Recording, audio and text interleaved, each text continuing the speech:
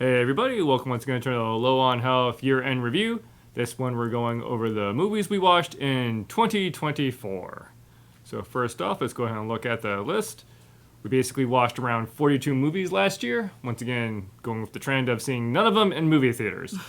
One, we still just don't want to deal with it from even a potentially COVID thing, or more likely now People don't know how to behave in movie theaters yeah, anymore. just in general, not wanting to pay that much money to have an inferior experience, which was something we've been saying over the years, and I think more and more people are acknowledging and not just wanting to deal with. Also, at home, we can have subtitles. So yeah, subtitles, being able to stop it, do multiple viewings. So nonetheless, this is our top 9 movies of the year.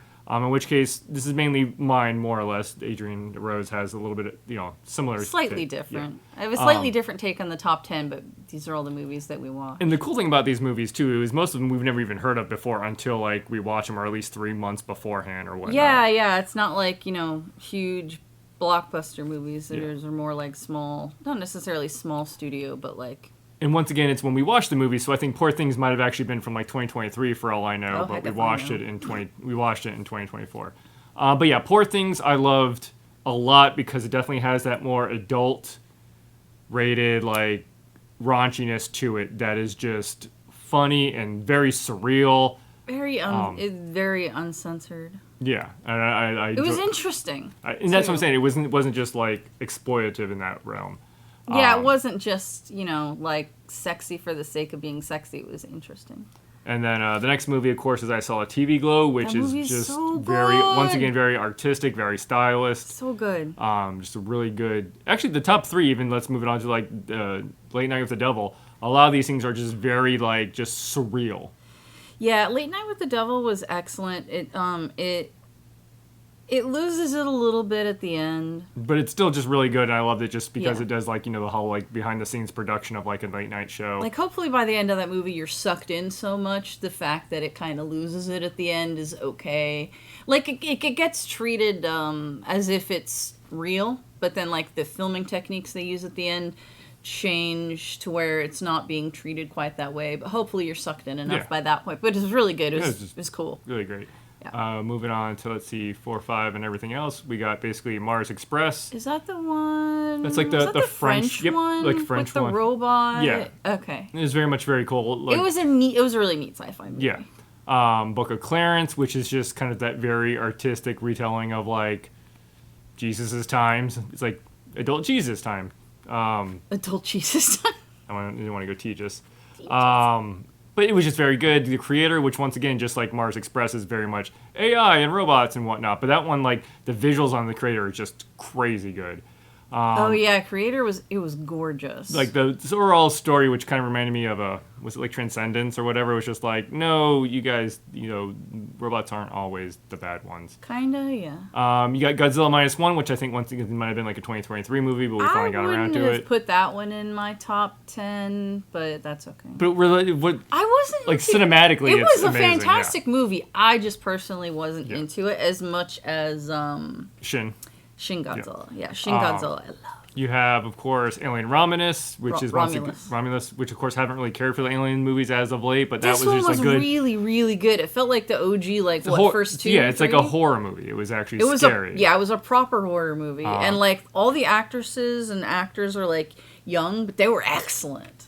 Then we also have Transformers 1, which once again is kind of like that kids movie, which we always have 1 or 2 of these that kind of are in our top because they're just done really, really well. And Transformer 1 just almost giving us an origin story for everything and it making sense and not being too stupid. It was really good. I also don't think I would have put this one in my top 10, but it was an excellent movie. There were definitely some robot fuckers that worked on this movie. And then so that's our basically top 9. And what we're going to do now is just go through and, just so we can all see the movies that we watch, and we'll just call it random ones that we saw throughout the year, because there was 42. Once again, these are the ones we just discussed. Suzume and Legend of Hay. Those are the 2 that I would have put in my top 10 that you didn't. And once again, that's our classic anime guy. His name is, I'm blanking on his name, but did, of course, Your Name and Weathering You and everything else. Whatever, centimeters per second. 5 centimeters per second, yeah. Yeah. Legend of Hay. It's so cute. went back and rewatched Labyrinth, which I I've believe was seen my it so first many time times. seeing it completely. Yeah. And that was always just cool to see these things in like 4K HDR and seeing like the practical effects, being able to see like the lines and everything, and it was just really cool. Yeah, you were just like, okay, I appreciate the production and the practical effects of the movie, and the story was just, eh.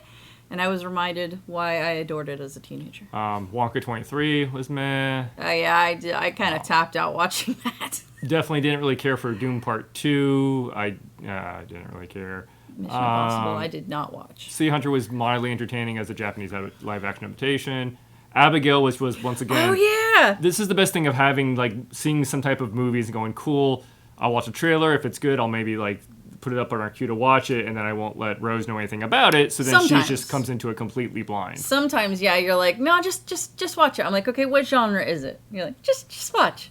That one I think is like, yeah, extra fun, as you said, if you go into it knowing nothing about it. Another Shin movie, that Shin Kamen Rider. Why did the butterfly guy not get wings? Get cool butterfly wings. South Park keeps putting out their little like OAV type stuff. Hundreds of Beavers, which is very, very just humorous of like almost like a like classic like non-speech. It's a modern silent film. Yeah. Yeah. And then Time Bandits, we watched the original one because it was coming up that the TV series was coming up. It was okay. It was fine. Once again, just it's kind of always good. We try to always go back in time and watch like older movies like Labyrinth, like from '86, and then Time Bandits from '81. Like I always like going back and trying to watch at least one of those. Was Kinzaza 2024? Yeah. No. No. Okay. Sorry to Bother You, which I finally watched. That Adrian watched. Finally made you watch Once again, also it, starring and the you guy would from like the it. Book of Clarence. Yes. Mad Max, which I didn't really enjoy that much because Furiosa. we start to see more, and we'll definitely probably mention this a couple times, like green screen movies where you Oh, can definitely yeah. tell it's just like a couple actors on stage and everything around is just CG'd.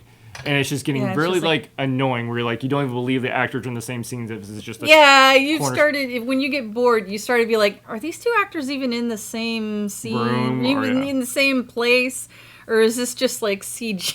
Yeah. It's like CG the movie. We have The Boy and the Heron, which is like the recentest Ghibli I liked one. it. Yeah, it was okay. I liked it a lot. It was better than Ponyo, which I still just don't care. We did Dead Men Don't Wear Plaid, so this is once again was it Steve Martin movie where I've they like kind of splice in watched old this. stuff with new stuff. Of course, A this little movie bit. came out when I was born, so it's interesting to see like that type of production.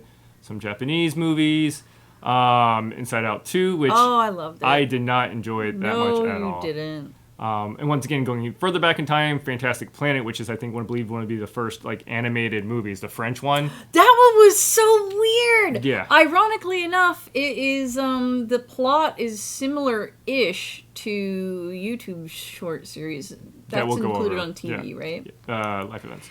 And then we have Kinds of Kindness, Deadpool and Wolverine is probably the movie that most, and Beetlejuice are probably the two movies that everybody else has probably seen that watches stuff because those are probably Deadpool the and two Wolverine most was mainstream good. ones. I think it was, I don't know, worth the hype, I guess. Yeah. VHS Beyond was, yeah.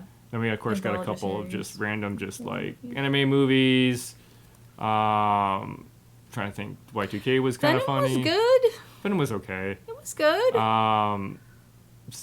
Saturday Night, Time Stalker was a weird little.